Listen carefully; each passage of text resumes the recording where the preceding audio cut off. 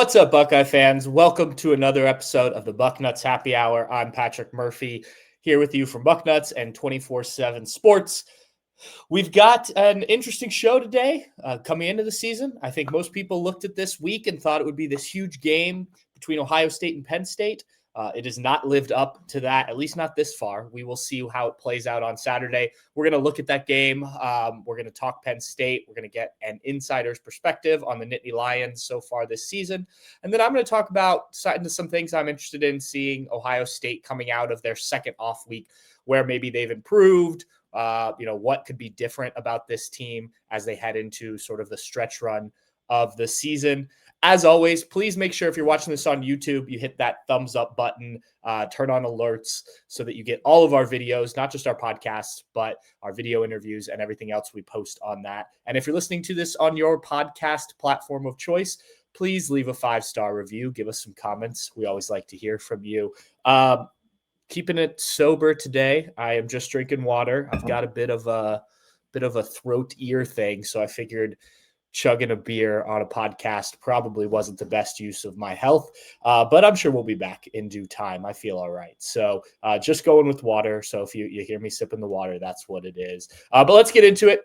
And to do so, as we've done every year when Ohio State and Penn State have played in recent years, let's bring in Tyler Donohue. Tyler of Lions247. Actually, Tyler, let me start with this. Is it Lions247 or 24/7?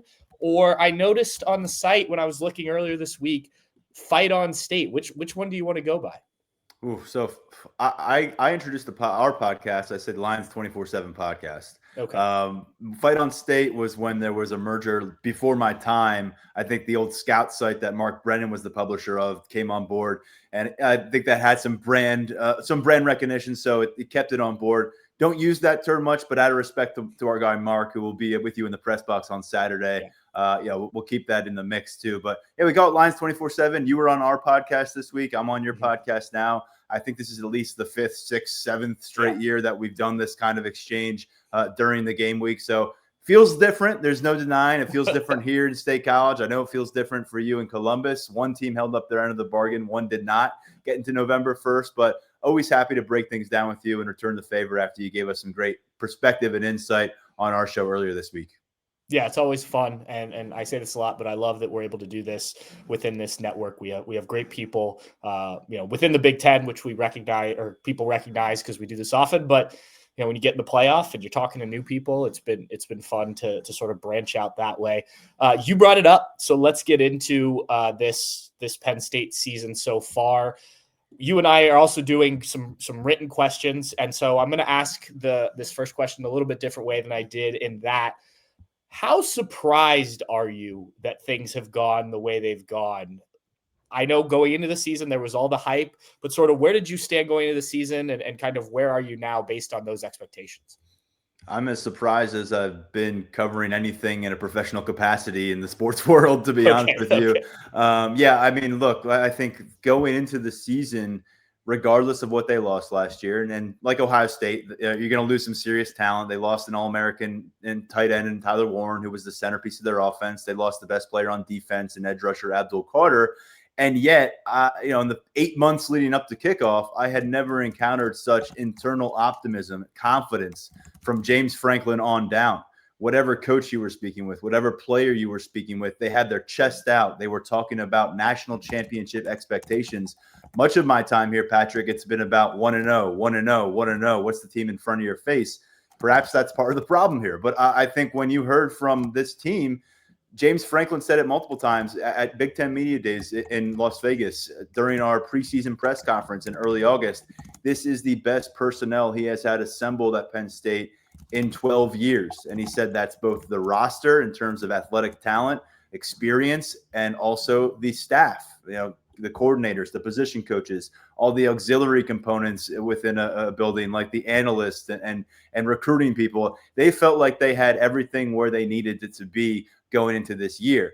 And so I didn't really have any hesitation in picking them to get back to the semifinal round, at least. Last year they had, it's certainly not to their fault, but they had more of the easier path with Boise State and SMU. They didn't have to really run the gauntlet there.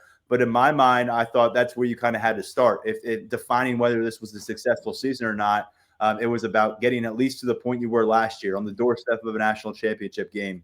And quite frankly, I thought they had a really excellent chance, considering the guys that had already been through the battles in Big Ten play, the guys who had been through battles in postseason matchups. I thought they had an excellent chance to reach their first national championship game since the 1986 season. We had people who've covered this program a lot longer than I. Mark Brennan, who I mentioned, he's been covering the team since the 80s, legitimately felt like this was the best group assembled since the 1994 team that went on and went unbeaten. They didn't get a chance to play for the national championship, but they're the last undefeated team here in Penn State history, going back 31 years ago.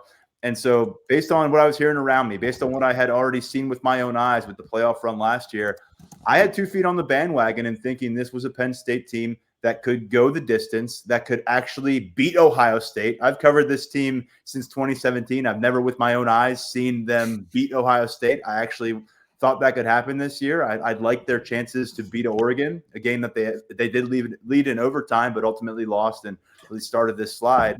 So I can tell you the fact that we're now talking about a 3-4 team, a program that's under 500 for the first time since that COVID-shortened 2020 season.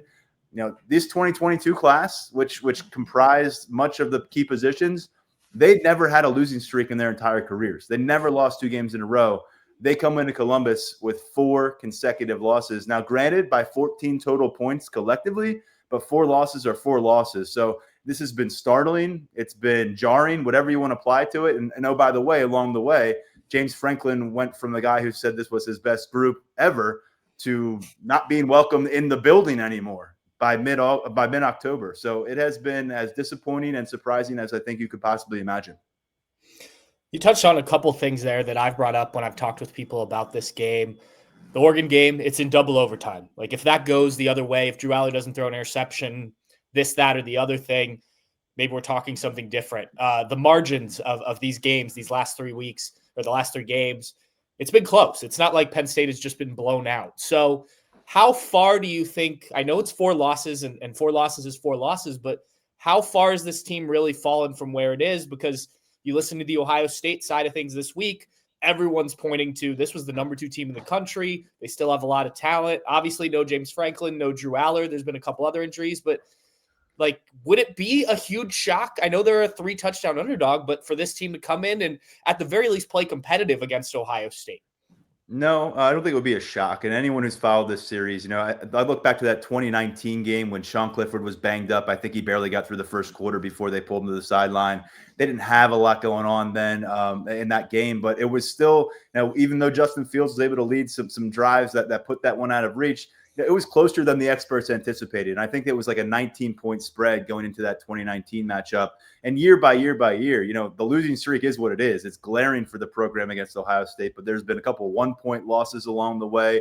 I think they've made Ohio State sweat things out on a few occasions at least. So I think Penn State gets up for this game. You know, the feedback that we got from interim coach Terry Smith this week is that he's seen the effort, he's seen the energy. You know, their sports science department has, you know, whatever they're measuring that determines, you know, the speed at which guys are going in practice and the effort guys are putting in. They say they had their second best Tuesday practice of the year. I don't know what the first best was, but it's not coming across as a team right now that's, you know, curled up in the fetal position, lying on the floor, crying to itself and just waiting for the season to end.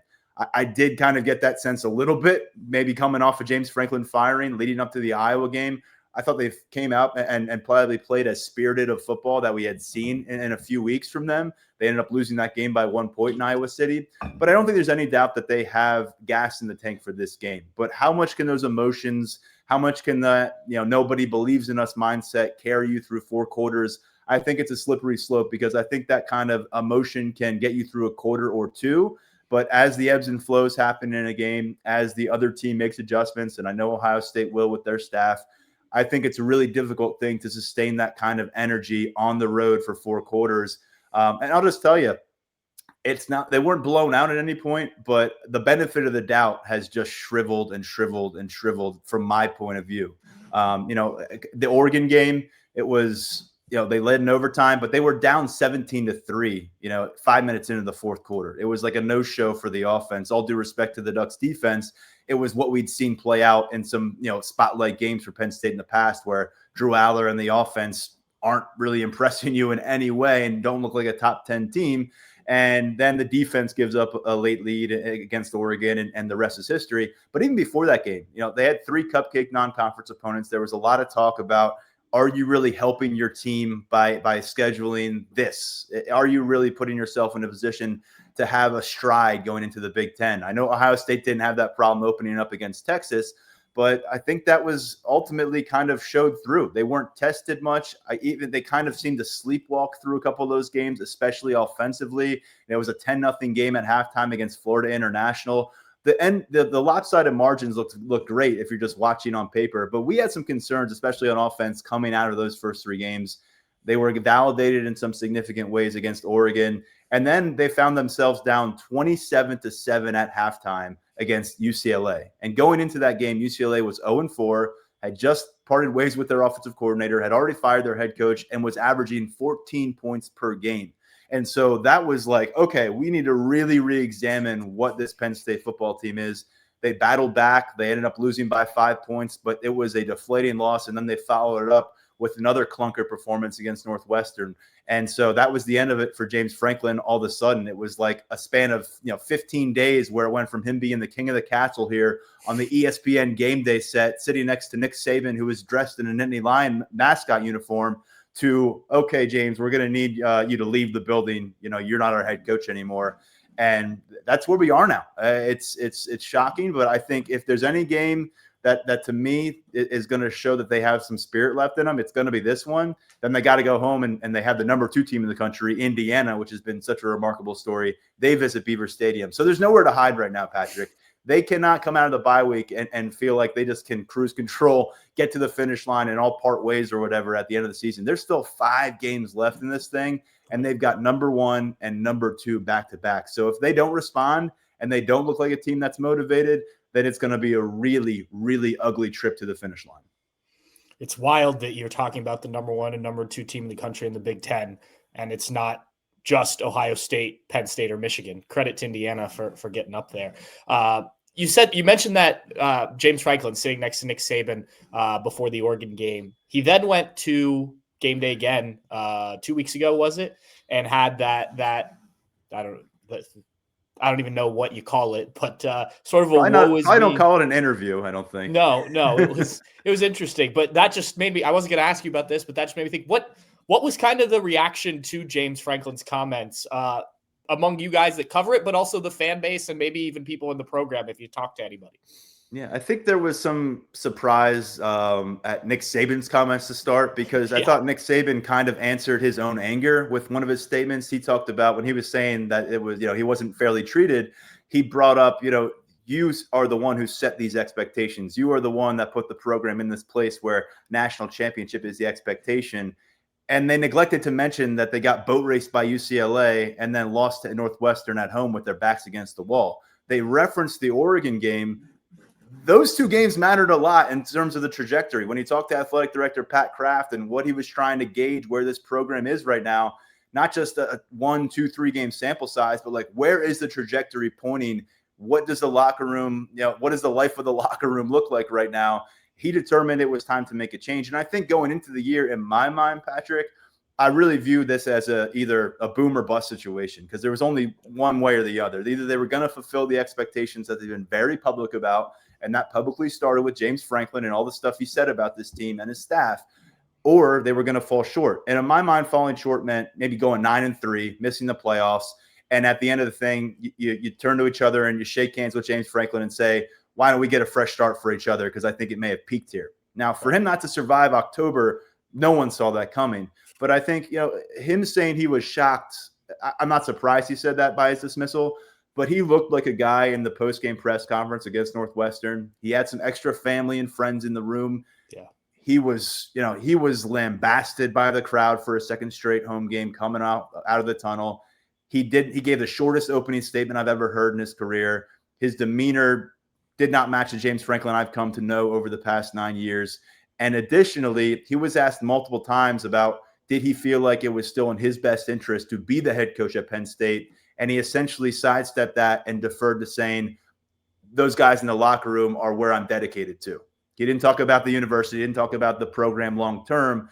And so for a guy that's always been big picture, talking about everything he's accomplished, what he wants to hear, it felt like a wake. And we said on our post-game podcast that it's now gone from, just James Franklin in his last season to, was that our last James Franklin press conference? And so I don't think a lot of us were shocked when that announcement came on Sunday. I think the college football universe at large was surprised. And I think now we're starting to see this is just the way things are trending in the sport right now. But ultimately, I think those of us who've covered the team closely have come to understand James's mannerisms and kind of the way he handles himself in a public setting. It felt very, very different that Saturday night after the third straight loss. And lo and behold, it was very different. Yeah, I think we were driving back from Illinois, and we popped on that press conference on the way back. And you're right, it did feel different than most press conferences you're in, even after disappointing losses. Before we get into this week's game, and we will touch on that, Brian Hartline has been, when I was on your show, we talked about him. I've gotten texts throughout the week from people, Ohio State people, asking me about this. So I guess two-part question, like, what is your feel on Penn State's interest in Brian Hartline? I know you guys have done some great reporting over at Lions247 24/7 that people can go read if they want more extensive stuff. But on Brian Hartline, and then the question I get a lot is, like, why would Penn State be interested in a guy who has been really in full an offensive coordinator for one season? So a two-part question there. What can you tell us? I mean, I think maybe there's a part of this where you want to steal some of the secret sauce from the team that's been in your way for so long. I mean, that was supposed to be. I'm getting there. That was supposed to be part of the Jim Knowles package. Thus far, it has not worked out the way people had hoped here in State College. But I think beyond that, Brian Hartline, based on what I have gathered, and yes, what I have gathered indicates there is interest and there is even perhaps reciprocated interest. It's a tough thing to do right now. It's a tough tango to go through for two parties when you're coming up on a matchup between these two teams, and there's so much left on the regular season schedule. And of course, Ohio State could be playing a month and a half beyond the regular season. But I think ultimately there is a sense that if this guy could be the next, well, let's say Ryan Day or the next Dan Lanning, and I know everybody has their own background, do you want to risk not being the team that capitalizes on that opportunity? And I think with Brian Hartline, something you and I talked about and you kind of reinforced for me is that he can go to every part of your football facility and command respect and engage in dialogue. And it's one thing for a coordinator or a position coach to be, in charge and in control of their own situation. But how does it resonate in the locker room? How can they get in front of the whole team and man for man be someone that everyone turns their head toward and feels that way about? And I've gathered that Brian Hartline is very much that person. You go beyond that a little bit. What could he maybe do in changing, revitalizing the image around Penn State? Because right now it's that Penn State can't produce quarterbacks and they can't produce wide receivers. And outside of Tyler Warren and his monster All-American campaign, you've got to go back to probably Jahan Dotson, the last time you felt like you had a high-flying situation on offense. And so I think Brian Hartline's a guy that maybe could rewrite that image, rewrite that narrative before he even coaches a game in terms of going and procuring talent out of the transfer portal, in terms of maybe salvaging this 2026 recruiting class. We know he has the chops to bring in top talent. What would it look like differently when he's wearing a Penn State logo on his shirt instead of an Ohio State logo on his shirt, when everyone's answering to him instead of him answering to somebody else? That's a big question. Those are legitimate, valid concerns. But I think, you go through who's been involved in the playoffs, who's gotten a national championship games. You can't point and say, well, these head coaches, this is their fourth time being a head coach. They've just worked up that linear ladder of going from, a MAC school to a lower level Big Ten school. And now they're a college football playoff contender head coach. It doesn't really work that way all the time. Yeah. And so I think that, maybe that's a balancing act you have to play when there's other guys in the conversation here, like Eli Drinkwitz down in Missouri, perhaps Jeff Brom down at Louisville. For a while, Matt Rule was discussed, but I think judging by my board, they're very relieved that Matt Rule is going to be sticking at Nebraska. But I can tell you that there's a balancing act there, certainly where you have to measure it. I think one thing that I've heard is that it's kind of an interesting, additional point here that I'll make is some Penn State fans and people on our board have wondered, well, what if he comes here and Ryan Day moves on at some point? Is he going to be the first phone call for Ohio State? Would he jump at a chance to go to his alma mater? And my retort there is, if he's the first phone call, that means it's going very, very well at Penn State. Right. Brian Hartline has proven some things. And I also say there's also that guy, Marcus Freeman, who's been a head coach at Notre Dame for a while and maybe would love to get back to his roots in Columbus. But I don't think you can make a hire while being scared about what comes down the line in terms of another team poaching you. I do understand that Penn State has a very large war chest to make moves to build this roster. There is no hesitation from the people I speak to in thinking that they can kind of reboot things in a quick way and have this team contending and not have to go through 2 or 3 years of rebuilding process. And, I think that Brian Hartline, is he the number one guy on the list? I don't know that that's the case. Mike Elko is somebody that I'm very intrigued by, but he's 8-0 at Texas A&M right now. What's his motivation to leave? Because they have an endless supply of money down there. And if he's going to go to the playoff, it's very tricky. What I think could stand out here, Patrick, is if Penn State is motivated to make a move Thanksgiving weekend in December, where does Brian Hartline come down on that? Is he somebody who's willing to walk away from the process with his alma mater, trying to get to a repeat championship, to start things off with his new head coaching job, to go recruit, to go try to build his staff? Or does he want to say, let me finish this thing out, I'm not ready to do it yet? And how does that impact the conversation? So there's a lot of dynamics here, but I think in terms of non-head coaches right now, he's probably the one that carries the most buzz in speaking with people close to Penn State and speaking with people in the agency world. Okay. All right. That's some good information there. Let's turn our attention to this week's game. Drew Aller, obviously not going to play. We'll start talking on the offensive side of the ball.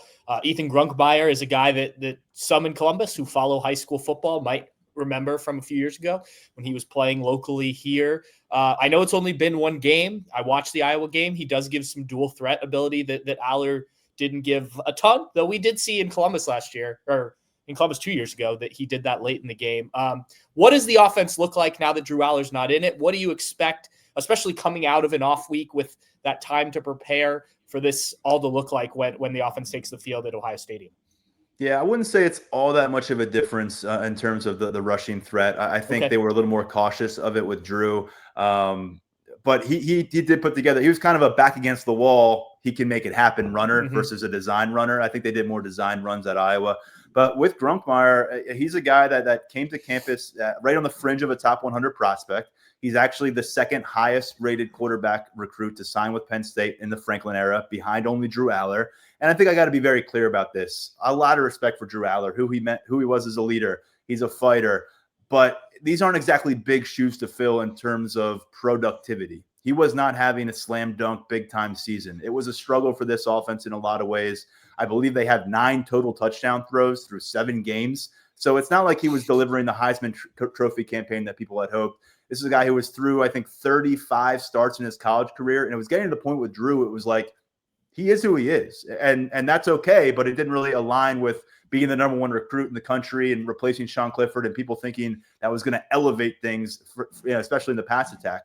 And so I think with Grunkmeyer, it's not like he has to go out and throw 300 yards because that's what they had been doing. Right now, I think the most important thing in Iowa City was no pre-snap penalties. And last time we saw them have to turn to a backup quarterback in Iowa City, they had like 7 pre-snap penalties, and they lost that game, and it was a total disaster. So I thought the poise was there. Speaking to players, speaking to coaches, they feel really good about him being a pretty unflappable, unfazed presence, and that's going to help him again going on the road to Columbus. I know he's going to have some former coaches and family in the stands. I'd imagine there's an extra kernel of motivation, especially since, although Ohio State, I think, did pay attention to him, that there was never a scholarship offer on the table for him to accept. But really, it's going to come down to this ground game helping him out because that is where they kind of got their bread buttered against Iowa. They had Katron Allen get a career high 28 carries, career high 145 rushing yards. He had a couple touchdowns. Nick Singleton has really struggled this season. It's been one of the more surprising things in a season of surprises.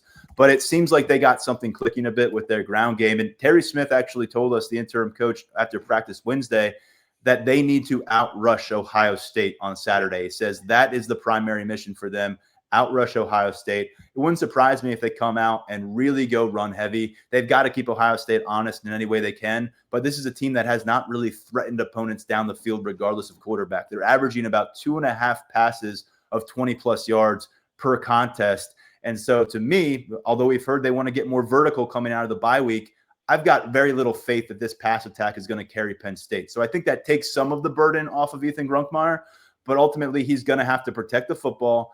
Even one turnover in a contest like this because of the margins, that could doom you. It could put you away. And also, again, the psyche of this team. What can a turnover do to take the wind out of their sails a little bit? So I think the most important thing is avoiding obvious mistakes. He had a bad interception deep in their own territory against Iowa that led to a touchdown. That was probably his most glaring issue over the course of that game. But I think it's going to come down to, not throwing for 300 yards, but maybe throwing for 200 to 250 yards, avoiding a bad turnover, getting out of the pocket when he needs to avoid a sack that's going to put you in a bad down and distance scenario. And again, making sure that his 10 teammates around him are on the same page, because Ohio State will make you pay if you're not. Flipping over to the defensive side of the ball, there's the Jim Knowles factor, which has been talked about a lot this week. You and I talked about him before the season, in the offseason, and just that this might take some time. It seems like it is sort of the adjustment. Ohio State fans saw it there. But what has been positive about this defense, and where maybe could you expect some growth based on what you've seen over these final 5 games of the season? The defensive backfield's good, but they were supposed to be really good. It's really hard to just focus on the positives right now on defense. I'll be honest with you, Patrick, because it has been such an underwhelming, circumstance over and over and over again. They had a 5-point lead in the final 5 minutes against Iowa. They lost that game. They had a 5-point lead in the final 5 minutes of the Northwestern game. They lost that one. Then they fired their coach. They gave up 42 points against UCLA the week before that, and they had a 7-point lead in overtime against Oregon. You get a defensive stop, you get a big signature win. Maybe that changes the trajectory of this entire process. It didn't happen. They didn't get that stop. Oregon wins the game. And ultimately, I think what you look at as kind of being the domino that fell that has damned the entire defense is Tony Rojas, junior linebacker, second-year starter, ascending standout for this defense, really effective through the first 4 games. He suffered a long-term injury in the week of practice between the Oregon matchup and the UCLA game. So he was sidelined. They have turned to Dom DeLuca for 99% of defensive snaps. He's a great story, 6-year senior, former walk-on, a guy who's been a special teams ace. He's a 3rd-time team captain. But he is at his best in the role he had last year and he had through the first 4 games this year. 35 to 40% of the snaps, supplemental piece. Again, he has played in 99% of snaps at linebacker. And that goes to the glaring issue here. It's that Jim Knowles doesn't trust his depth at linebacker, the young players. He's told us since August, I'm not seeing it. I'm not feeling comfortable with any of these guys. Like, dude, it got to the push came to shove here 3 games ago, and he still hasn't. Not a single linebacker who's a freshman or a second-year player has played more than 1 snap cumulatively in the last 3 games. They have literally just gone out with the same couple of linebackers. Amari Campbell, a North Carolina transfer, has been about as good as advertised. I think he's probably been one of their most consistent defenders, so not really a problem on him. My problem is you're trotting out Dom DeLuca, who's going to go out and play. Every player is going to go out and play when you tell them to, but Jim Knowles seemingly has been hitting his head against the wall over and over again with this process, and maybe we see a young linebacker step up in Columbus. It sounds like we might in a freshman, Alex Tash. But that's been tough to watch, and it comes back to what we've heard. Last week, Terry Smith said this defense is very complicated. He said very complicated. I didn't. And he equated it to being like an education where you've got to get ready for a math exam. And to me, if that's the conversation, 7 games into the year with all the guys on this defense who have played in the Big Ten championship game, they've played in 3 playoff games. If they're having that much trouble while you're going through this losing streak, that's on the coordinator. That's on the coordinator to me, because athletes, you got to tell them where to be, when to get there. You can have all the athletes in the world on your roster, but if they don't know where they need to be and when to get there, that's a coaching failure. So right now, you were right. All those people watching who were tweeting at me back in February and January saying it's not going to happen overnight, it's going to take 3 years. You look like you're right. Will Jim Knowles get 2 or 3 years here at State College? We'll see what that looks like in terms of the staff, but if he doesn't come out with a different plan and start getting other guys involved, and this is a defensive front that has not been able to generate a pass rush on its own, and it's a linebacker unit that he hasn't really incorporated in blitzing the quarterback very often, and they've been gashed on the ground. They're 16th right now in the Big Ten in rushing yards allowed per game. I'll be honest with you. Most of the, almost all of the Penn State community right now would say, yeah, we'll trade Jim Knowles for Tom Allen. Yeah, we'll trade Jim Knowles for Manny Diaz. No doubt. We'll trade Jim Knowles for Brent Pry. These are the guys that have been the preceding defensive coordinators here over the last 7, 8, 9 years. And that is not where the narrative was supposed to be here going into November with Jim Knowles. And if James Franklin had any doubts about this being an instant rewarding relationship, and if he had doubts that it might take into 2026 or 2027 to really get on track defensively, then he's got to own a lot of that. And ultimately, he does own a lot of that because some of these defensive failures led to losses that cost him his job. And so, yeah, I can see the smiles. I can picture the smiles popping up, maybe some laughing from the people who are watching and listening to this because of what you've gotten from Matt Patricia, what Penn State has not gotten from Jim Knowles. There's no way around it. Thus far, it has been a major bust. We'll see if that changes the rest of the season. We'll see if that changes if Jim Knowles has some longevity here. But it has been a bust. Last thing I want to ask, you brought up Terry Smith a few times in answers to these questions. Where did he come from? What has he been like? I know he was on the staff, but he wasn't one of the first names that I think when we were talking in the car, I mentioned we're watching that James Franklin press conference of guys that might be the coach. And then you and I were texting and you said you were pretty sure that's who it would be. So who is Terry Smith? How has he been stepping into this role? I know it's been a short time, but just for Buckeye fans that don't know this interim head coach, what should they know about him? Yeah, he was the slam dunk. I mean, when we were talking in the press box with a lot of my colleagues after that press conference, I mean, like, could they have an interim coach situation brewing? Everyone says Terry Smith is going to be that guy, and he was, so no surprise there. He was one of James Franklin's first hires back in 2014 when he got to campus from Vanderbilt. Terry Smith was an outstanding state championship winning high school coach out in Western Pennsylvania. Then he got into the college game. He was Temple's wide receivers coach under Matt Rule, actually, back in 2013. Then he came to Penn State, and he's been there ever since. He's been their defensive recruiting coordinator. He probably has had a hand in recruiting like 70% of the entire roster because he is like their star recruiter out in Western Pennsylvania with all his connections out there. He's put together a fantastic cornerback room. He's been that position coach for the entire duration of his time in State College. And he's also a former Nittany Lion. So he was on the team in the late 80s, early 90s, starting wide receiver, had a nice career.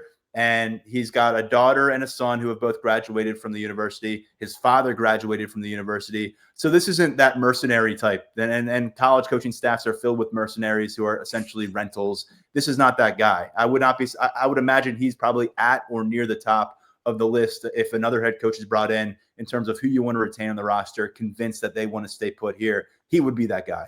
I think he has brought honesty. James Franklin had always told us he's the ultimate truth teller. He's been in James Franklin's inner circle. I think James Franklin maybe got some tough criticisms or tough love from Terry Smith at times that other people probably were not able to bring to James Franklin because of his cachet. And he's been that in the last few weeks. We've heard it from some players. He's told some uncomfortable truths about where they stand individually, where they stand collectively. And I think he's hitting the right note in a lot of ways right now. He's a guy that they're willing to fight for. He's willing to fight for them right now. And he hasn't backed away from embracing this underdog opportunity and saying, no one believes in us. We're going to do it together. He says all the right things. I think against Iowa, you saw a team that did have an uptick in their emotional drive, that did have an uptick in their spirit. And I think that emotionally he is the right pick here. X's and O's and everything else. He's putting a lot of trust in his coordinators. He's letting his play callers be his play callers. I don't think he hasn't changed much in his staff aside from promoting someone to cornerbacks coach because he had to walk away from that position. But I think we have seen the start against Iowa of him taking a different look at the depth chart. And that's important. I think he's motivated to get some of the younger players that James Franklin, for whatever reason, was hesitant to get involved. A couple young players at receiver and Tysier Denmark and Kobe Howard, who you could see make some plays in Columbus, or at least try to make some plays. They were basically just stuck on the sideline, and it was 3 transfer senior wide receivers getting all the run at that position. I think you could see some young linebackers, like I said, maybe Terry Smith, that gets them involved. But he has, I think, maybe challenged the offensive coordinator, Andy Kotelnicki, in a way. He initially used the term demanding more verticality from the pass attack versus all the horizontal throws that Andy Kotelnicki has done. He said demanding was probably too big of a word because Kotelnicki's on the same page with him. But I think he's gone around. He's done a bit of an autopsy with the bye week to see where they're at, why things aren't working, what they can do to salvage things. And he's going to do his damnedest to try to implement those pieces. He basically described it as surviving his first week leading up to the Iowa matchup, because James Franklin gets fired on a Sunday. Your team's an emotional wreck. You've got to go into Iowa City and just try to survive that moment. But now he's got a 2-week gap. He had a bye week. So I think we could see some interesting changes, some tinkering with personnel, maybe with some strategy. Ultimately, though, I think this was their best option to turn to. And I think he is going to be a priority for athletic director Pat Kraft and the next head coach, assuming that next head coach is not Terry Smith. Maybe if he wins at Ohio State and beats Indiana, we have to completely change the way we're talking about this guy. But again, he is someone I think Penn State fans and Penn State's leadership would love to see here until the day he retires. And that's exactly the kind of guy you need right now as a linchpin when you make the move that you did. And James Franklin may not have been well loved anymore, by a lot of the fan base, but I can tell you there was a lot of passion for him in that locker room. When he was fired, it wasn't a locker room that felt unburdened because they lost the coach. They felt pain, they felt guilt, they felt anguish because they felt like they let Franklin down and ultimately led to his firing. And so I think Terry Smith was the right guy to plug in and try to get through the rest of this thing together with a chance to have some success along the way. Awesome, Tyler. Thank you very much. That was a lot of good insight, both on the state of the program and what to expect here. So I appreciate you taking time to hang out and give us that. Yeah, likewise. And appreciate you doing all the collaboration when we get to these weeks. It's always fun. We're not going to have these weeks in the next couple of years, which is a weird thing. They always play Ohio State even without the divisions, but it's been a pleasure. And I'm always following your coverage. I'll continue to do that on Saturday as well. All right. Thanks, Tyler.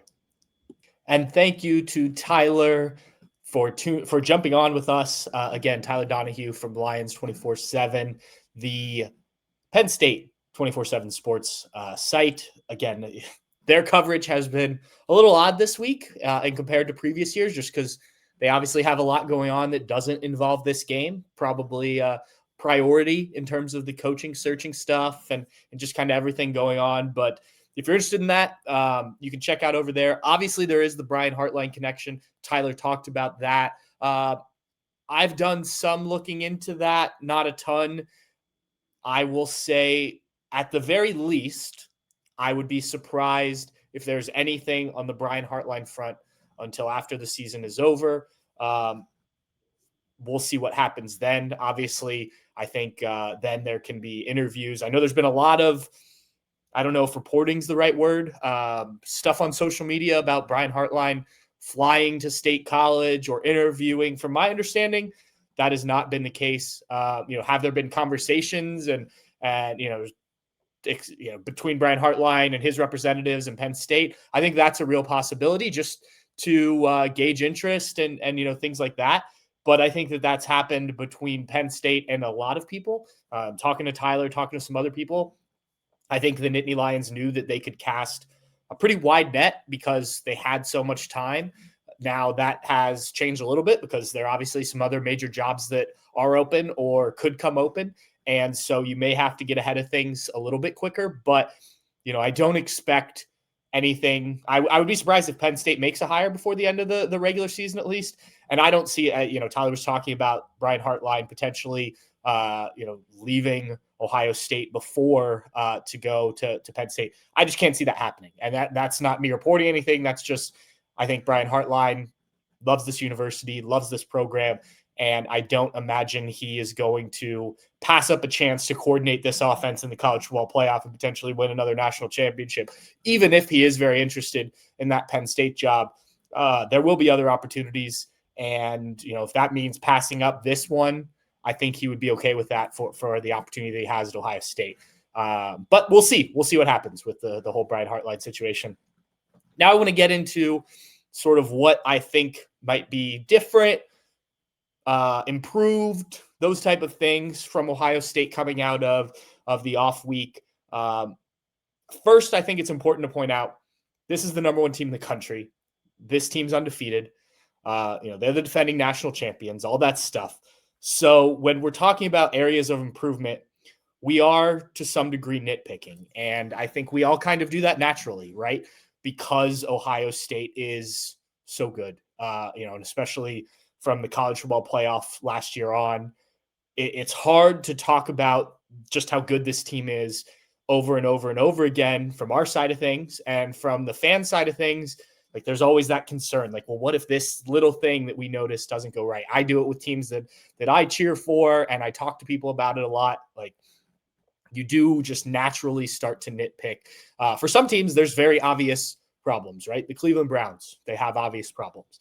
But at a place like Ohio State, as good as it is, there's always things you can get better at, and that's sort of what we're going to focus on. So this isn't meant to slight Ohio State at all. I think this is the best team in the country, and I think they're well on their way to potentially winning a second straight national championship, and we'll see how that plays out. But the two things that Ryan Day mentioned after the Wisconsin game were that they need to focus on the bye week, the off week. And I don't think these were the only two things, but they were the things that came to mind right away were the run game and special teams. And that would probably be the two things I would point to as well. I think the run game has been underwhelming throughout the course of this season.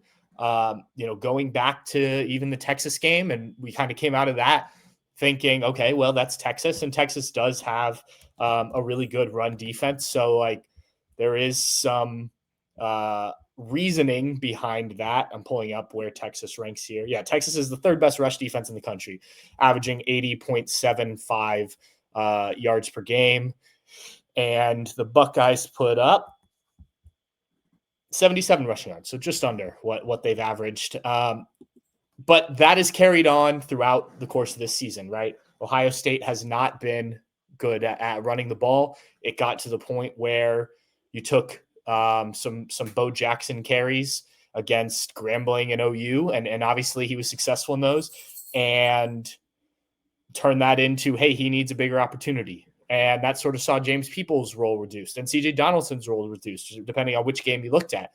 Then against Wisconsin, you see the addition of Isaiah West into a more prominent role. He rushes for 55 yards, I believe it was, which led the team. And now all of a sudden, there's a little bit of buzz about him. And so the question is, what does this look like on Saturday? And obviously, we won't know that until we get there. But I think the fact that it was a focal point, and yeah, West had 55 yards on 9 carries, just to get that. The fact that I think that this was a focal point and that Ryan Day was willing to bring that up when asked about it after the Wisconsin game, a game where they did not run the ball well, I think is important, because before that, he talked about it being solid is a word he used, efficient, things like that. And I disagree. I don't think it's been solid. I think it's been subpar based on, they're number 71 in the country in rushing yards per game. Have there been some good runs? Yes. Has it been efficient? Not at the level efficient, I guess, depends on the way you view what you want to get done on that play. And Ryan Day's talked about, getting positive yardage, that not every run play is meant to get a home run. You'd love it to do that, but that requires a guy to break a tackle and things like that, which the Buckeyes have struggled with. So it was good to hear him at least acknowledge after the Wisconsin game that this was an issue. He again this week was asked about it, talked about the guys being young, and I do think there's something valid to that. Yes, CJ Donaldson is a veteran, but he's not played in this offense. I expected more from him, no doubt about that. James Peoples, I expected more too, but we have to remember he only had 20 some 40, 45 carries last season. So, not a guy that's done a ton in his college career. 49 carries last season. He has 40 so far this year. So he's still learning what it takes to be a college running back. Then you obviously have 2 freshmen now working in, and Ryan Day talked about, the wear and tear of a college football season. The length is different than high school. The high school football season in Ohio, at least, just ended last week. So, look at the Buckeyes. They still have 5 more regular season games to play. So you don't want to maybe put it all on those guys. I get all that. With that said, this should be better. And I think it will be better. How much better, I think, is the real conversation. And then how much better does it need to be? And I wrote about this earlier this week on Bucknuts. You can find it on there. Like, do the Buckeyes need to be an elite rushing team? Well, they don't. They weren't an elite rushing team last year. They were a good rushing team last year. But I think there's even the argument to be made that they don't even need to be as good as last year because they can do some different things. I think the accuracy of Julian Sayin is important. And I think that this team knows it can rely on this defense to keep the opponent from moving the ball too much, from scoring too many points. And so that way you can pass the ball more and you can lean into your strengths. And your strengths are no doubt, whether the running game gets on track or not, your strengths are no doubt getting the ball to Jeremiah Smith, Carnell Tate, Max Clare, Brandon, whoever it may be, letting Julian Sayin get the ball to the most dangerous weapons on this roster, because that's who those guys are. I think even coming into the season, we would have said that. Even if you had high expectations for James Peoples and CJ Donaldson, I don't think if you're ranking Ohio State's top weapons, I think the wide receivers and Max Clare probably come ahead of most, if not all, of the running backs. But it does need to be better. There needs to be more holes. The running backs have to realize where they're going and make sure they get there.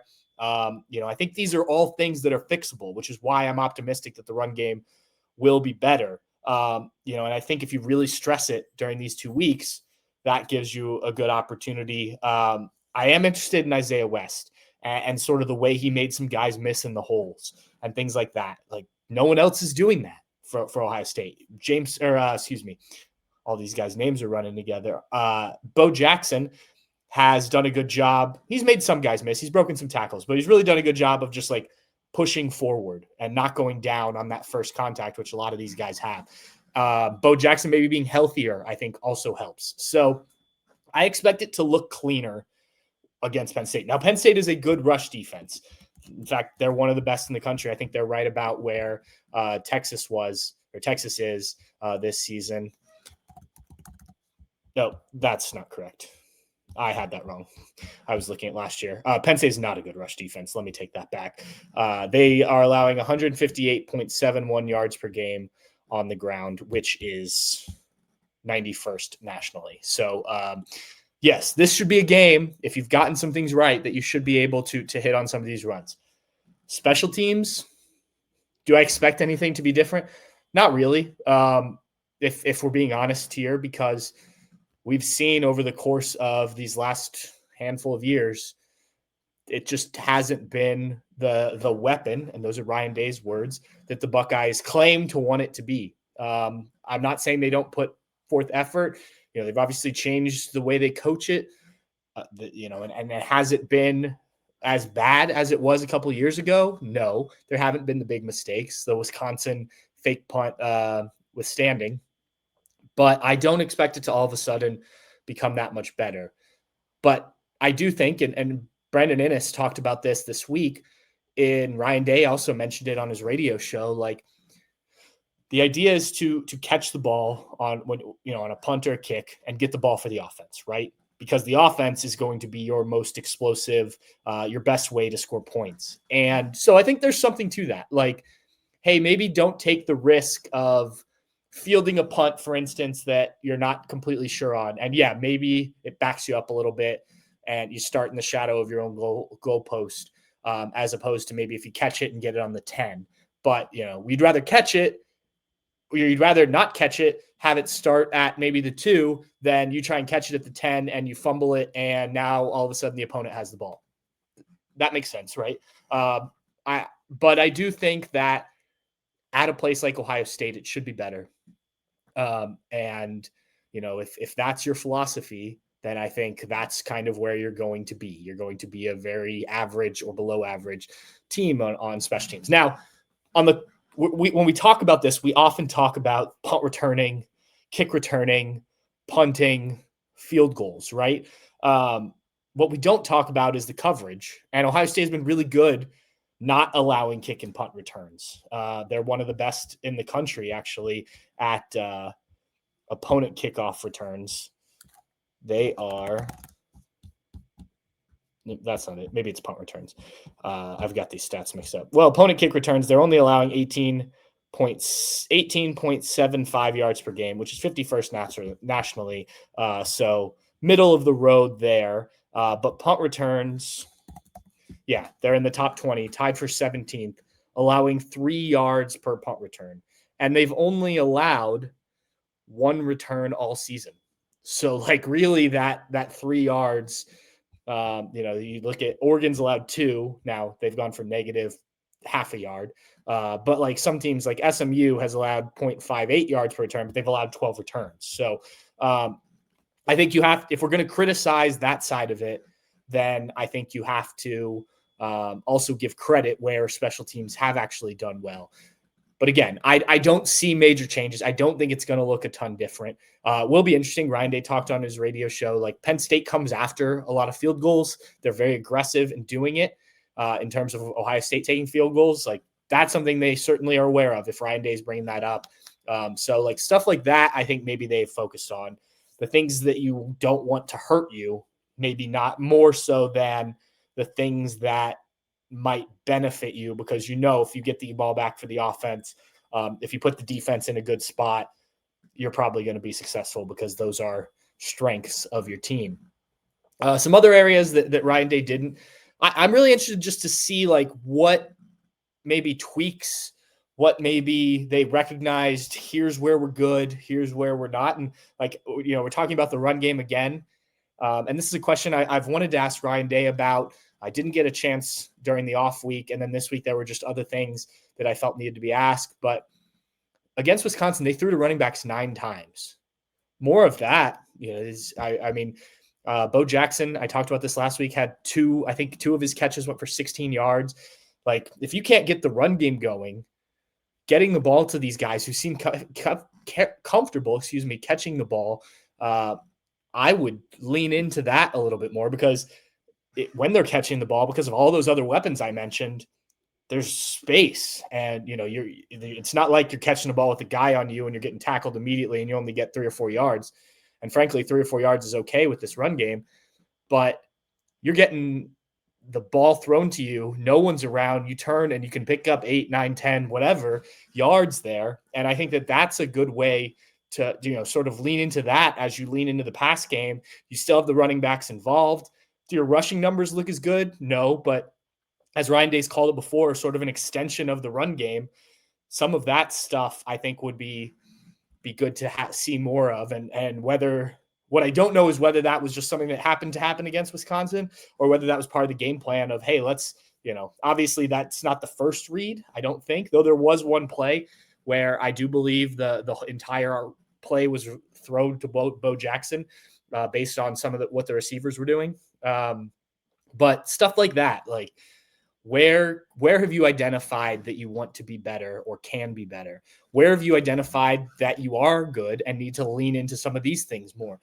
What tendencies have you found? I think the first off week was after 3 games, and that, yes, you had the Texas game, but the other 2 games, you blow out Grambling State, you win comfortably against OU. Do you have enough there to start really identifying tendencies and things like that? A little bit, but I think this week you have much more to look at. And I think we'll start to see what this team, sort of the final form of this team here as you head into the stretch run. And, you may need it against Penn State. And that kind of brings me into the final thing, which is the focus on this game, because I know they're a 3-touchdown. Ohio State's a 3-touchdown favorite. I think this is going to be a closer game than that. I think, could Ohio State, get to that point in the fourth quarter, maybe, if they're able to, start to pull away? Yes. But like Tyler was talking about earlier, I don't think this Penn State team has quit. I think that there's been fight. I think you saw that if you watched the Iowa game. Is it perfect? No. Should they win this game? No. But I think they're going to come to Columbus with a lot of motivation to knock off the Buckeyes.